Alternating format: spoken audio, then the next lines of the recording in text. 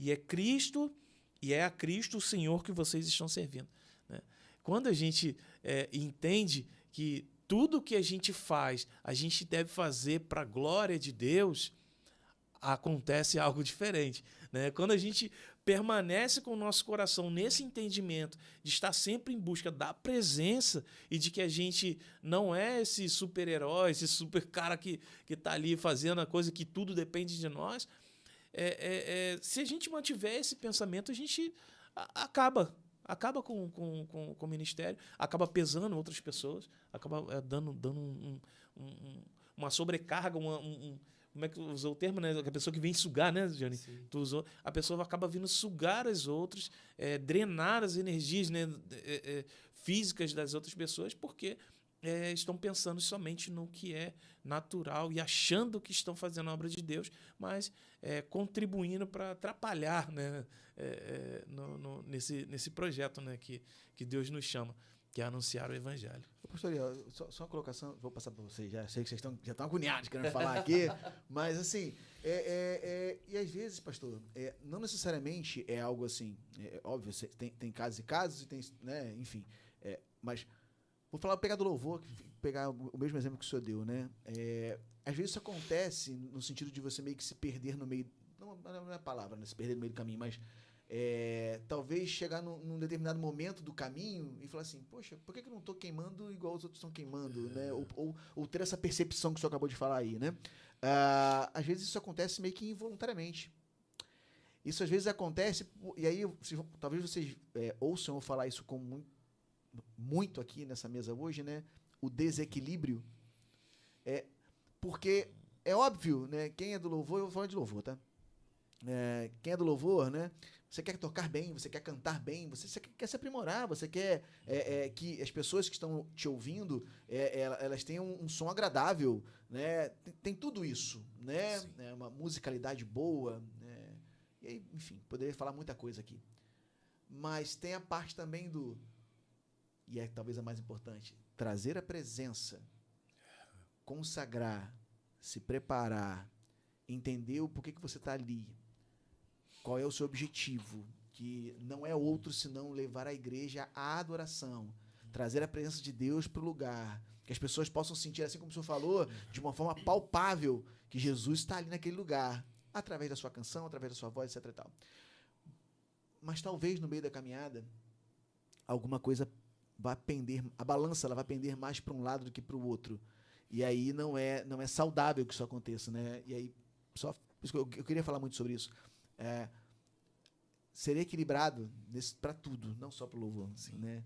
Talvez é isso que vai fazer diferença para que a gente não perca alguns detalhes que deveriam ser importantes para a nossa caminhada. Amém? Sim. Amém. Pastor Vitor. A gente conversava, né, também sobre essa questão. E aí eu gosto muito assim de quando a gente às vezes vê as histórias, né, no Antigo Testamento e isso servem como exemplos, né, para a gente.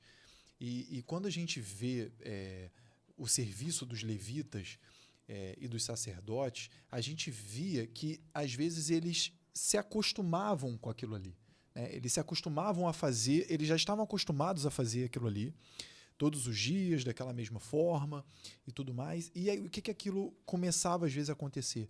Uma banalização da presença de Deus, porque a presença do Senhor estava ali dentro no primeiro momento no tabernáculo, depois no templo, e eles tinham acesso, apenas eles tinham acesso àquilo ali. Então, para eles era tão natural subir no altar, vamos dizer assim, né? Fazendo essa analogia com o pessoal do louvor, era tão natural para eles que eles começavam às vezes a fazer coisas que não era nem permitido por Deus que fizesse dentro do templo. Então, é nisso que a gente se perde, né? É nisso que a gente, às vezes, no meio da caminhada, eu estou tão acostumado a chegar, a montar o meu instrumento, ou pegar meu microfone, passar a voz e tudo mais, que quando eu vejo assim, poxa, mas né, eu estou tão acostumado a fazer aquilo, eu sei fazer, né? Eu sei cantar, eu sei ministrar, para mim é fácil falar em público, poxa, eu estou tão acostumado a fazer isso, eu faço isso há tantos anos. Então, esse é o maior perigo. né? O automático. E o automático. Então, é nesse sentido que a gente precisa refletir, trazer a memória. Peraí, né? Quando foi a última vez que eu senti a presença de Deus? Quando foi a última vez que eu senti realmente um mover, né? Algo novo na minha vida? Vou buscar isso. Sim. Eu vou descer a casa do oleiro de novo. Então a gente precisa ter, a gente não pode banalizar o altar, né? Banalizar a presença. Porque senão a gente se acostuma com aquilo ali e quando a gente vê, já tem tanto tempo, a gente está, às vezes, afastado dentro da casa de Deus, né?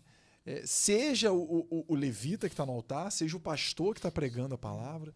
E quantas vezes a gente vê aí pastores, às vezes, falando coisas, falando de heresias, falando coisas que...